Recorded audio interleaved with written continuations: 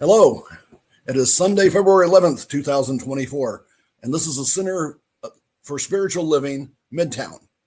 Thanks to COVID pandemic, we have become the Midtown of the world, and we welcome people from all over the world via Zoom Live, Facebook Live, and Facebook recordings, YouTube, and podcast, and several other channels. So we are glad you're all here joining us this morning and at your convenience anytime you want to watch these videos online. We would like to ask a favor. Either now or right after the service, please share this recording with everyone in your community, all your online community. We would love to have them watch this. Our team has enlisted some of the best speakers in the science of mind and new thought community, and we want you to share it with as many people as possible. You can help us do this. Now, please join me as we come together.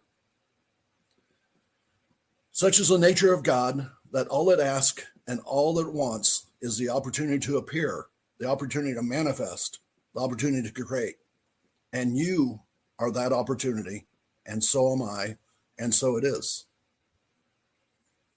Whoever you are, whatever path brought you here, please know that you are welcome and celebrated in our community. We know who you are. You are an individual expression of God. You are a unique manifestation of the divine intelligence.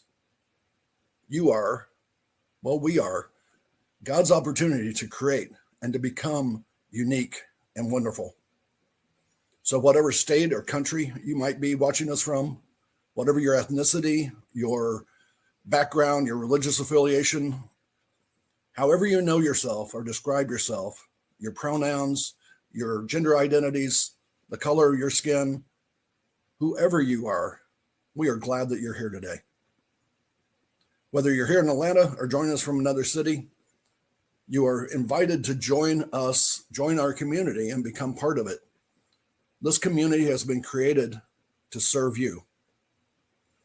The Center for Spiritual Living is a strong, open, global, connected community centered on the clarity of principle. Through teaching, service, and practice, we create a safe and respectful environment that supports healthy spiritual growth for everyone.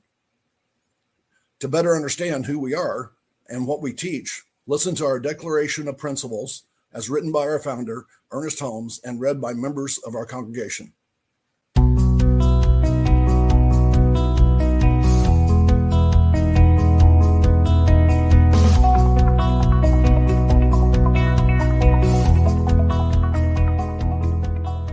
I believe in one God, one absolute power and first cause to all things. I believe that this power is perfect love and creates out of a desire to express love. I believe all thought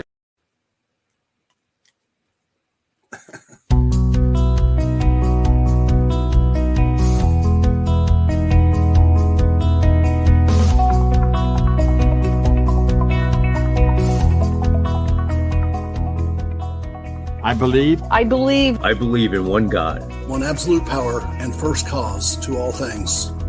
I believe that this power is perfect love and creates out of a desire to express love. I believe all thought is creative, and how I choose to think creates my personal experience. I believe in the unity of all life and the immortality of the individual soul, forever unfolding. I believe in the eternal goodness, the eternal goodness of God, the eternal loving kindness, and the eternal givingness of God to all. And so it is. And so it is. And so it is.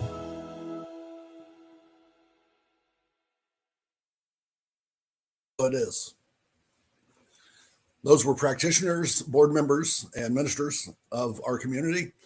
And the full declaration written by Ernest Holmes is available on our website, which is cslmidtown.org. A practitioner is someone who has demonstrated the ability to use spiritual practice and spiritual laws to bring about great changes in their lives. They have also demonstrated that they know how to guide others to bring forth positive change in their lives. We are trained and licensed by the Centers for Spiritual Living out of Boulder, Colorado. and we are available to you to provide spiritual guidance and support. So you can contact your practitioners through our website again at cslmidtown.com. .org. cslmidtown.org. Get my mouth to work right here. I am Lee Huffman, and I have the honor of being the president of the CSL Midtown Board of Trustees, and more importantly, a licensed practitioner of religious science. Today, I have the opportunity to serve as your practitioner and share some thoughts, as well as an affirmative prayer, which is also called a spiritual mind treatment.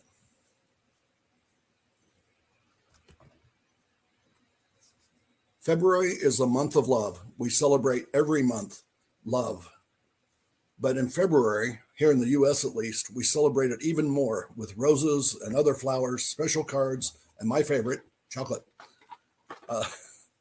We celebrate our parents, we celebrate our children, we celebrate our friends, and especially we celebrate the significant others of our lives, our spouses, our girlfriends, our boyfriends, maybe even those that we have a secret crush on. So you can all send me chocolate any month of the year. I'm going to steal our speakers. I'm not going to steal our speaker's thunder, but are you celebrating this Valentine's with everyone you should be celebrating with this year? I'm really looking forward to the talk today. Our founder, Ernest Holmes, created a book called The Science of Mind Textbook, and it's a thick book that we study, and there's a lot of writings in it.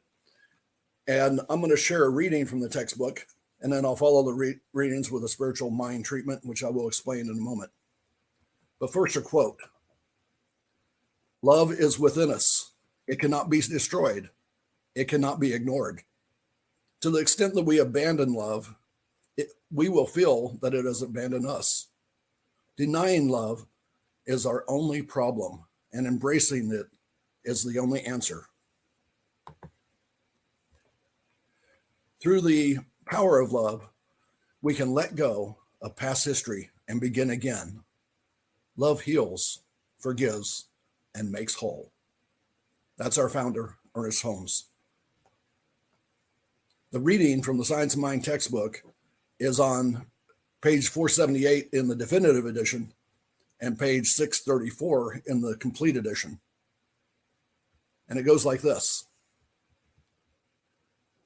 Referencing John 13, 34 and 35, love is the central flame of the universe, nay, the very fire itself. As it is written that God is love, and that we are his expressed likeness, the image of eternal being. Love is self-givingness through creation, the impartation of the divine through the human. Love is an essence, an atmosphere which defies analysis, as does life itself. It is that which is and cannot be explained. It is common to all people, to all animal life, and evident in the response that plants have for those who love them. Love reigns supreme over all. The essence of love, while elusive, pervades everything. Fires the heart. It stimulates the emotions. It renews the soul and proclaims the spirit. Only love knows love, and love knows only love. Words cannot express it. We cannot touch its depth of meaning. The universal sense alone bears witness to the divine fact that God is love and love is God. That's a quote from the Science of Mind textbook. And I like the ending of it. It says, God is love and love is God. That is what this time of year is all about. Actually, this is what every time of year is all about, because God is omnipresent. That is, God is everywhere, within everything. Then everything contains God. Nearly every philosophy or religious doctrine that believes in God says, in the beginning there was God, and God was the only thing that existed, nothing else. If that's true, then God was all that existed. Then what did God create everything out of? The material that was there. The answer has to be that God created everything out of itself. No wonder God is omnipresent everywhere and everything. Bits and bytes that are flying through the internet are made out of God. The seat you are sitting on right now is made out of God. The monitor you're looking at or the speakers you're listening to are all made out of God. Those people you love are made out of the essence of God, and that essence is love. You are made out of God. God is within you. Since God is love, you are made out of love, and love is within you. Let that sink in for a moment. This is a month of celebrating love. You are made out of love, and love is within you. With that in our minds and in our hearts, let's go into spiritual mind treatment. Spiritual mind treatment is a prayer. It is an affirmative prayer, a prayer that affirms that what we desire and what we know that God desires for us, because God's answer to every thought that we have, good or bad, is yes, and so it is. God desires what we desire for ourselves. Science of mind treatment is just that, a treatment of the mind of the person who is speaking or reading it, and any person hearing it and internalizing it within their own mind and heart. If you wish, a treatment spoken by someone else can be taken in your mind and made your own. But this only happens if you accept it as your thoughts. As we said in our declaration, all thought is creative, and how I choose to think creates my personal experience. So I will speak the treatment in my own words, or the treatment of my mind. And if you choose to accept any part of it as your own, you can internalize these words, and it will become your thought, your treatment, your prayer. And God will respond with what God always responds with. Yes, and so it is. Together through treatment, we will agree, and what we will internalize and emotionalize and think upon will manifest, because we know that God's response is yes, and so it is. So let's get into a posture of prayer. You may want to set up a little bit and relax your body, open up your arms and your legs, and put yourself into a posture of receiving what the universe has for you. Take a deep breath and become present in this moment. Take another deep breath and let it out. As you hear this prayer, take any part of it that resonates with you as your own. Think on those thoughts, and they will manifest in you. Know this with me, if you will. There is only one God, one creator, one source, one first cause to all things. There is only one. And today I call it source, because it is the source of all there was, all there is, and all that will ever be. Source is everything. It is everywhere, because it created everything. Since source was the only thing in the beginning, it had to create everything out of itself. Source is within me. Source is in all those within my voice. Source is everything that happens to me, through me, around me, to me, and for me. Since God is love, since source is love, since source is good, everything is love and everything is good. Since source is sacred, everything is sacred. Everything is created out of source. Today, I know my world is full of blessings. Today, I am thankful for all that I have and all that I am about to receive. Today, I can imagine even more. I can imagine an amazing year ahead of me that gets better and better every hour of every day. I can imagine a new year where everything I desire is attracted to me and manifest in me and through me, but most of all for me. I know that wonderful things are coming to me, even if I have not asked for them specifically. I know this because source is both father and mother to me. God, which is love, the pure definition of love, is a loving, giving father and mother to me. All that I desire and all that I believe, all that I can imagine in my beautiful future is coming to me because I trust in the source, all things to give to me. I trust in love. Starting this very moment, I am blessed with amazing love in the form of good health, in the form of peace of mind, in the form of confidence, security, amazing and loving relationships, prosperity and abundance, a healing mind, wonderful ideas, and many, many blessings that are the gifts of God, the gifts of love. I see clearly in my mind's eye that it is manifesting as I repeat these words in my mind and my heart daily. I know that nothing can get in my way the blessings that I desire because I am created out of source. I am extension of source. Nothing limits me, not even my past nor my present situation. I block all negative thoughts that come into my mind. I swat them away like flies. And when they come back to me, I swat them away again.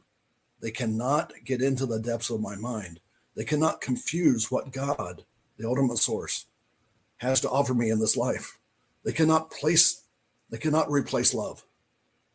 Thinking on these things ensures that good and positive thoughts grow in my mind, and my life continues to get better and better and better every moment of every day, because I am an important part of the universe. I know that all health and security, personal and financial abundance, clarity, support, and other gifts of the Spirit are mine. I don't even need to ask aloud for these things because Source knows my thoughts and is preparing the way and has been preparing the way for my needs to be met for my whole life.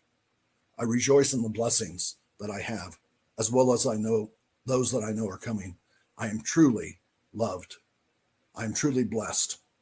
I am completely focused on the blessings, knowing that my focused thought will bring even more of them to me.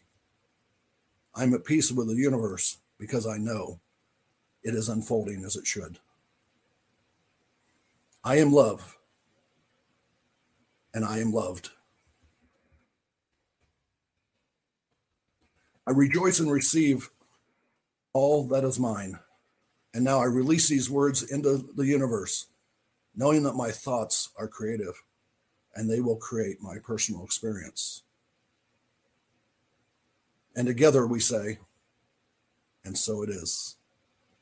Thank you. The changes of life. The theme for Centers of Spiritual Living Worldwide this month is divine discomfort. And this week's subject is where comfort ends, transformation begins. We are pleased to have Reverend Dr. Jerry Troyer as our guest speaker today, and his topic is divine discontent. Will I be my Valentine? Reverend Jerry comes to us from La Mesa, California, near San Diego, which happens to be where my mother grew up. And we went there many summers as I was growing up. So it's a place that is very near and dear to my heart. A New Thought religious science minister since 2007. He is the board president of the affiliated New Thought Network, a membership organization of New Thought centers and churches, including Unity, CSL, Divine Science, and several independents as well as individuals. Terry is a founding board member and currently the director of relationship development for Urban Street Angels, an organization in San Diego that works to end youth homelessness by providing housing, employment, and life skills training to homeless youth between the ages of 18 and 24, which is an amazing thing to give to those young people. He is the author of the acclaimed book, Coming Out to Ourselves, Admitting, Accepting, and Embracing Who We Are. So you can look that up after the service. In addition, Reverend Jerry is a guest speaker at CSL, religious science, and unity centers and churches around the country. He offers workshops on grief and loss, on the process of forgiveness, on money and finances, and a new one that is entitled Radically Content, Being, Doing, and Having Enough. In La Mesa, Jerry lives with his friend, an English cream golden retriever, get that right, named Maggie. His son and family, including 7 grandchildren, live near Eugene, Oregon. It is my pleasure to welcome you, Jerry, Reverend Dr. Jerry Troyer. Thanks so much, Lee, and good morning, good afternoon, good evening, wherever you are, and welcome. It is my great honor and privilege to be with you today. My thanks to my beloved friend, Reverend Dr. John Karn, who made the introduction, and to Judy and Maya for your kindness and hand-holding and so forth to allow this morning to happen. So as Lee mentioned, my topic for today is divine discontent. Will I be my Valentine? If you're in a romantic relationship, just a gentle reminder that Wednesday is the day. So after this, you need to be out buying your cards and candy and diamonds and cars and whatever else is appropriate for you to honor and celebrate your beloved. My question for us, though, is as we're doing that, how are we treating ourselves as our own Valentine as well? Some wise person, not me, said, love is not what you say, love is what you do. So what do we do for others? But equally as important, what do we do and how do we treat and how do we live with ourselves? So that's going to be my topic for this morning. We're going to talk about, wait for it, change, which we love to do, right? I know that I certainly do. And sometimes even if it isn't, even things aren't working as well as I'd like for them to, actually changing it can be scary. So we'll talk about all of that this morning. Can we say, yes, I want to do that? It's completely different from what I've ever done. Can we say, no, I've done this, I've had this, I've believed this for however many years or decades or centuries, and I'm complete? Do we allow ourselves to honor ourselves, stand in our integrity, and say yes, and say no? We want to be warm and fuzzy. We want to be comfortable. It's been raining in San Diego the last week or so, which is completely out of character for us because it's supposed to be, if you're familiar with weather in San Diego, you know, it's supposed to be warm and sunny and 70 degrees year round, but it isn't always. And so we've had rain for the last week or so, and I've been complaining to anyone who will listen because it's inconvenient and I have to take the aforementioned dog out and go through that. And if you have pets, you know, and if you have dogs and especially large furry dogs, you know that you got to do what you got to do and it's inconvenient. So we want to be warm and fuzzy and comfortable. But in this thing called life, sometimes an area of our lives or a situation or a relationship starts to not be so warm and cozy and comfortable. And the still small voice, that divine discontent, starts to speak to us, normally quietly, then a little less quietly, and then a lot less quietly, and we get the tap on the shoulder that this isn't working or this is not what I came here to do, which gives us the opportunity to make a change.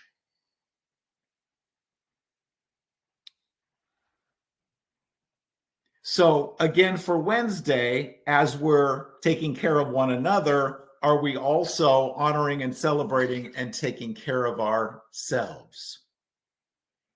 I don't know about you, but I have a comfort zone. So I'm comfortable doing that, being here, going here, and those things that I'm normally used to, and I'm comfortable and it's okay. But sometimes that produces a little stagnation and a little bit of been there, done that. And do we ever have just that in the back of our minds? Wouldn't it be fun to go here or do this? Wouldn't it be fun to stir the pot, as it were? Or wouldn't it be really fun to get rid of that or stop doing that? That's the divine discontent. That's that loving, nurturing voice within us that says, yeah, but what about something different? What about something fun? Do you do New Year's resolutions? I used to. And what I found was the list kind of looked like a carbon copy of the previous year and the previous year. I use that expression sometimes, and a lot of times people look at me like, well, what's a carbon copy? And if you know what a carbon copy is, I honor and celebrate you. If you don't know what a carbon copy is, I love and celebrate you as well, and go look it up. But it's an old technology, if you want to call it that, where we made a copy of whatever the document was. And so 2 years ago's New Year's resolutions might look like last year's, which looks like this year's, which looks like next year's. And if that's your situation, as it was mine, I invite you to look at that list and decide, is that really yours to do, or are you ready to move on? By stepping outside our comfort zone, we open ourselves up to new, amazing, wonderful experiences. A wise person, again, not me, once said, don't let your good get in the way of your better. So if it's okay, if the job's okay, if the relationship's okay, if the situation is okay, that's okay. But are we ready for something better, something greater? It might be being or having something new. It might also be about stopping doing, being, or having something. There's a great book, A Clutter Busting by Brooks Palmer, and he talks about clutter being not only the stuff in the storage room, not only the stuff in the garage, not only the stuff under the bed, but any relationship, any belief, any material possessions that no longer serve us. They become clutter. We look at them and start to feel that divine discontent just a little, and begin to allow ourselves to think about the possibility that maybe we could change and release whatever that is. Now, back in the day, and this was 30 or so years ago, I worked for a technology company, and we were privately owned, and it was wonderful. And the owners were incredibly generous. We had parties at every possible opportunity. We did Valentine's Day, St. Patrick's Day, pretty much everything. The benefits were wonderful. And then the family decided to sell. And they did a camp, and there was a lot of fear, because what happens, and if you've been through this situation, you know there's fear involved in what's going to happen now, and will the benefits go away, and what will be the culture and all of that. And so they created what probably was a couple of semi-trucks full of buttons that said, change is good. And the senior management would walk around and thankfully would talk with people and remind them that change is good. Yeah. And another wise person once said, change is good, you start. Interesting. Change, again, even if we're changing for something better, even if we're changing for something that we really want, changing anything can be a little disconcerting. So why do we fear? We fear sometimes because I don't know what to do. Do you ever have that? This is a great, okay, Spirit, this is a great idea. It makes perfect sense to me, but I don't know how to do it. And so sometimes we stay feeling that divine discontent because we're not sure how to take the next step. But what I know is this still small voice that provides us with this divine discontent always tells us. When I did my practitioner studies, I borrowed an affirmation that says, I always know what I need to know when I need to know it. That has absolutely been my experience. And so what I know for all of us is when we listen and act on the intuitive ideas, when we act and act on this divine discontent, we get those intuitive ideas. And when we act on them, they move us to the next level. Never done that before, have no idea how to do that. But I know that somehow, some way, I'll be divinely guided and be allowed to take the next step. Someone said, fear stands for false evidence appearing real. Change can be scary and can be fearful, but we didn't come here to stay stuck in whatever it is if it doesn't make our hearts sing and our tails wag. That's not what we came here to do. We came here to express and experience all the good that life has for us, but something has to change very often.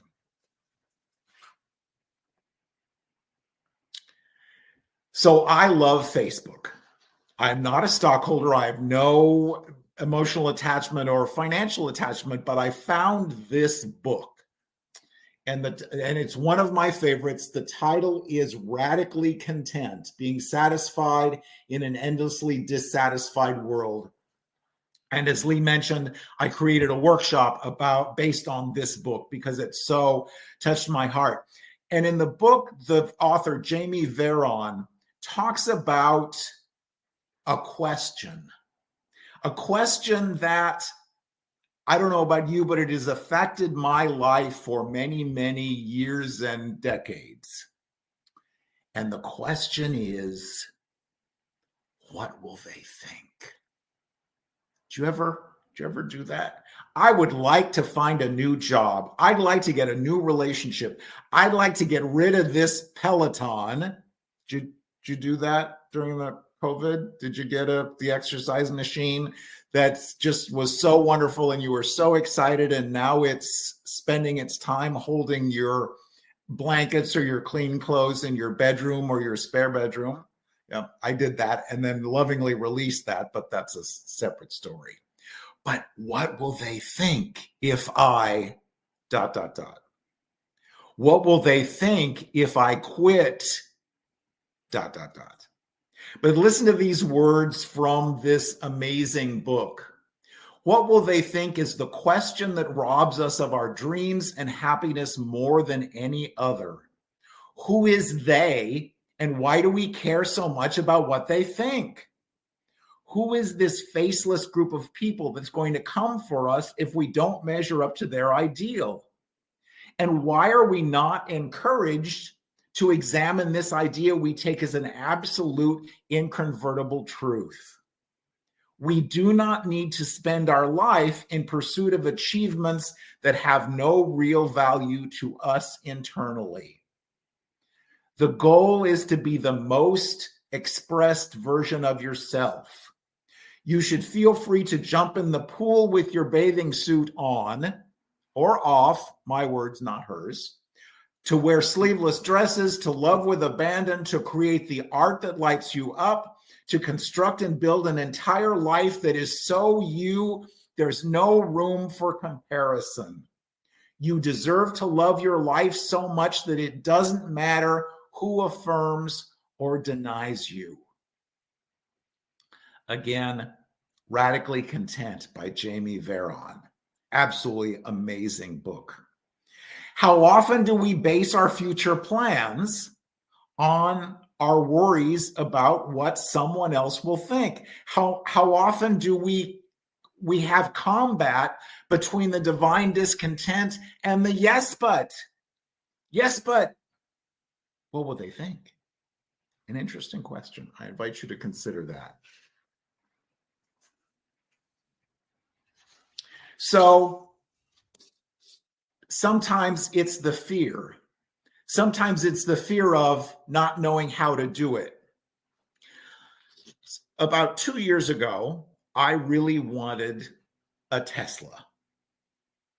No idea. How does this work? How do you charge it? How do you do it? I don't know. But I wanted a Tesla. Completely out of character for me, because I tended to be a little safer and a little more, within my lane. That had no idea how to do that. Little bit of fear that, oh God, am I gonna catch it on fire? Am I gonna blow it up? What am I gonna do? And this still small voice said, okay, then let's do this. And it was the most amazing experience, because the good news is they are, and this is an unkind expression, but go with me on this, they are idiot proof. So no, chances are you can't catch it on fire. You're not going to do something goofy. It reminds you about 19 times when you need to recharge the battery. You're going to be fine. So to make a long story even longer, in my garage downstairs is my Tesla. And it's just the coolest thing. And the charger plugs into the dryer plug. And so now it's a splitter. And so there's one plug for the Tesla charger and one plug for the dryer. And when you start to charge the Tesla, the dryer automatically shuts off so you don't overload anything. Because it's the 210 or 240 or whatever, the more juice. My relatives in Kentucky call electricity juice. And so it's the more juice. But it can only go based on the wattage, I think is the word in your house. It can only do a certain amount of juice. And so when I first tried to charge it, it kept tripping. So I called the company that installed the adapter and had them come out, because it's not working, because it keeps tripping it. And the electrician, who was very kind and very patient, said, see, on the box there, it says the maximum is 24 watts. So you need to, or amps or whatever it is. So you need to adjust that. And you can do that on the car when you go to charge it, that it's 24 amps, not 48. I was embarrassed. Read the box, read the label, Jerry.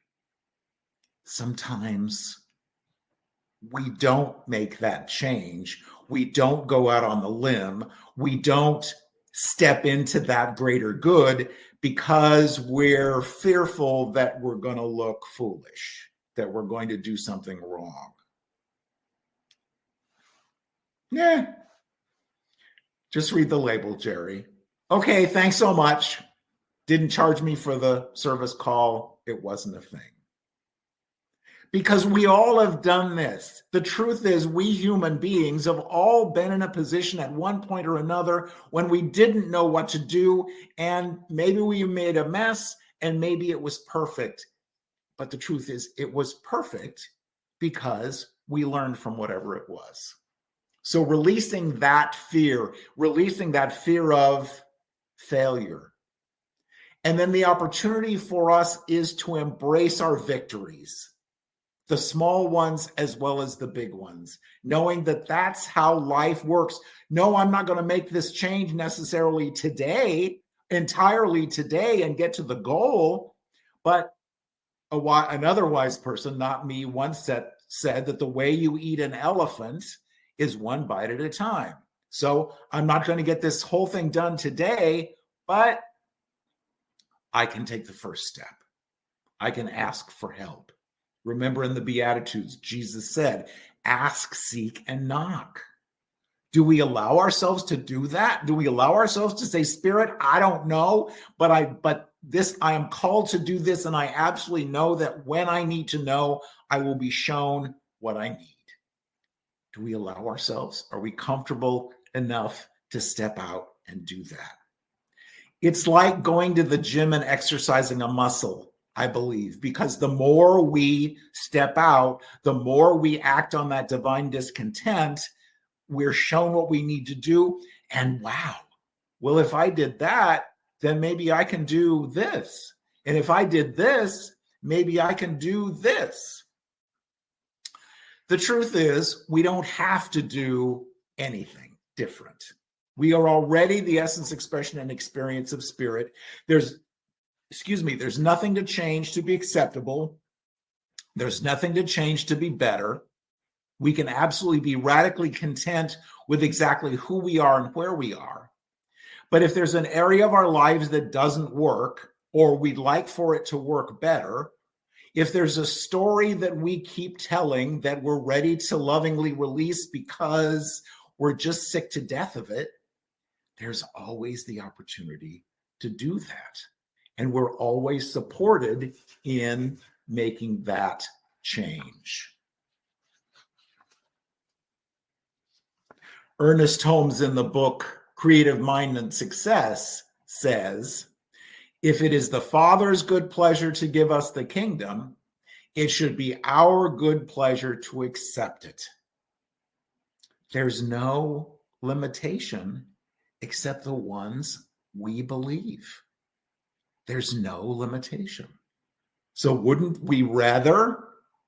Now, many of you are in Atlanta. With all due respect, I'm not making fun, but do we live our lives like we're in the back of coach on Delta in the middle row that doesn't recline? Or do we live our lives like we've been upgraded to first class?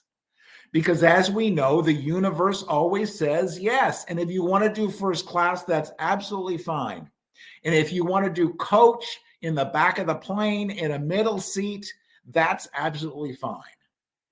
But if given the choice, wouldn't we rather make those changes and live this luscious, amazing, ridiculous life? Now, everything I've talked about up until now requires change.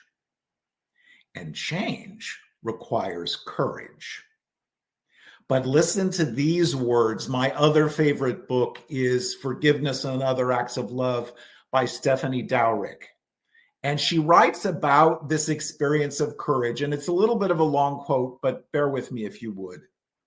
Courage is more than voyaging. It is voyaging and reflecting. It is an engagement with the complexity of life through the body, the powers of the intellect, and what some would call heart or soul.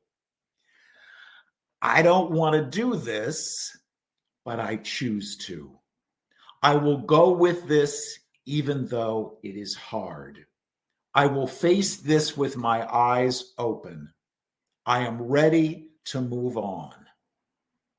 In the presence of courage, it becomes possible to take fear out of its hiding place, look deeply into it, ask what it wants, how it thinks it is saving you, how you could learn what it wants to teach you without feeling driven by anxiety to attack, blame, or self-justify, or to flee from your own life into the dubious safety of someone else's authority. Do we live our lives based on someone else's authority? Or do we listen to that still small voice, to that divine discontent, and recognize we didn't come here to settle? We didn't come here to schlep. I love that Yiddish word. We came here to express and experience all the good that life has for us. We came here to be our own Valentines. And we do that by standing in our integrity, saying yes, saying no when we mean it, and making those changes that are appropriate for us. Because we're only here for 100, ideally, perhaps 110 or 120 years. You want to frolic. You want to have an amazing life, and it's possible for us, but we need to make those changes. And maybe it's just a belief. If money and finances and financial abundance are an issue, what do we believe about our money? If we're of a certain age, do we talk about our fixed income? And if we do, I invite us, myself included, to go and brush our teeth. My beloved friend Edwin Gaines would say, if you're on a fixed income, who fixed it? Because the universe is abundant, and we can and should, and I don't like this word, but we should be as well. And the opportunity for us is there as we change our belief about our money and what it is and where it comes from and our deservedness. So changing our beliefs, changing our stories. What do we talk about all day? What do we believe about other people and about ourselves and about life and about money and about our health and all those other things? And our fears. And again, including, I just really want to do this, but what will they think? It doesn't matter. What matters is what we're divinely guided to do and what our divine discontent is telling us. Quoting, and I don't know if I'm pronouncing this right, but I just absolutely love this quote from Anais Nin. And the day came when the risk to remain tight in a bud was more painful than the risk it took to blossom. In your heart of hearts, what are you ready to release? What are you ready to embrace? What are you ready to experience that on December 31st, you'll look back and say, this was the best year of my life? Because this loving, nurturing presence that we call God, Spirit, the universe, the infinite, the divine, always says yes. Yes. So whatever it is, it's possible for us. Because if nothing changes, nothing changes. So with that in mind, join me in the light for just a minute. So we stay in this consciousness of oneness and offer great gratitude for this glorious day and for the opportunity to be together thanks to this technology that we call the internet and StreamYard and Zoom and various other things. We give thanks for this teaching and the opportunity to be reminded of the truth of our being, that life loves us, nurtures us, always guides us, and always says yes. And so moving forward today, we allow ourselves to express and experience all that good that life has for us, to honestly feel the divine discontent and decide if this situation, if this belief, if this story is still true for us, or if we're ready to change it. Because we're always loved, we're always supported, we're always told what we need to know. So as we move forward into this week especially being reminded of this experience of love, we allow ourselves to love our dear ones and also ourselves. For this day, for this time together, for this beloved spiritual community, we give great thanks. And together we say, and so it is. So it is. Thank you, Reverend Dr. Jerry Schreier. So now it's time for us to consider giving to the center. We've got awesome speakers like Dr. Jerry, and we have more coming. So we appreciate all of you who sustain us. And if you would, with me, say our affirmation of prosperity. I join in the divine flow, and everything that I have, as I freely and joyfully give, I join in the divine flow. And all that I share with life returns to me multiplied abundantly. And so it is. And you can donate at cslmidtown.org/donate or click on the QR code. Either one that works. It'll take you right to the donation site. And I'm going to turn it now back over to Lee Huffman for some announcements and taking us out. Thank you, Vance. Wow. Thank you, Reverend Jerry. It's amazing. And the quotes that you put in are just some of my favorites. So thank you for that. A few things that are coming up quickly here. We have on March 4th will be our beginning of our 13th year, and it's very close to us coming up now. But on March 3rd, we are going to have our annual community meeting online right after our service. So if you can, come and join us in Atlanta the first Sunday of each month. We are in face-to-face, and we are also broadcast. So please come to that. And if you can't make it into Atlanta, then join us online via Zoom, and then you can be part of our community meeting, because we want you to be partners with us. We want you to be members of our community. This community is built for you. So please do that. That's the third Sunday, and the service is at 11 o'clock, as we have every Sunday. And then the meeting will be a short meeting to talk about last year and next year, and to look at our budget and the things that are going on. And then we will have our great potluck dinner or brunch. That'll be fantastic. So some things that are going on this next week. Boost Online is a talk with practitioners, and that's Tuesday at noon to 12:30 or so. And whoever logs on, you can have a discussion with a practitioner, and you can get into that through our Zoom link, which is on our page, which is cslmidtown.org. The study group every Sunday from 10 o'clock to 10:45 is online on Zoom. And it's a great group. They have a book that they read and talk about, and you don't have to read the book to come in and be involved in the discussion, but please come and join that, and you can learn more and get a little bit deeper. Then our celebration service next Sunday is online from 11 to 12, and that's Reverend Robert. I'm going to mess this up. Sorry, Robert. Brzezinski. And his divine discomfort, pain pushes until vision pulls, which actually ties directly into what Reverend Jerry said today. Our divine discontent. So those are the things that are coming up.